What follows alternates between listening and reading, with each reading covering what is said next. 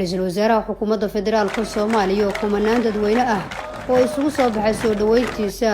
kula hadlay garoonka kubadda cagta ee Dr. Ayuub ayaa bulshada reer Koonfur Galbeed uga mahad celiyay soo dhaweynta ballaaran ay u sameeyeen waxaana dhalinyarada u sheegay inuu u dhisayo garoonka kubadda cagta ee Dr. Ayuub reer Baydhabo Janay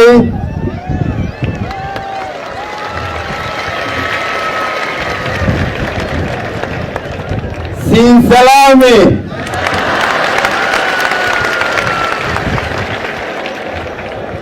Nabada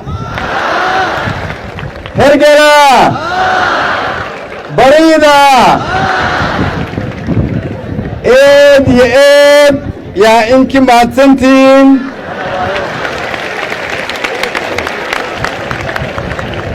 سنة الصورة دلي حين وينتين لا أربعين وجماعي سيم هلاوي إذن يهروتنا إذن يهروتنا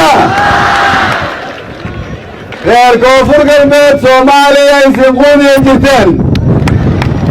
quudiyowkii yaa la isinka fadhiyaynaan maanta madaxweynaha Koonfur Galbeed Cabdicasiis Xasan Maxamed Laftagareen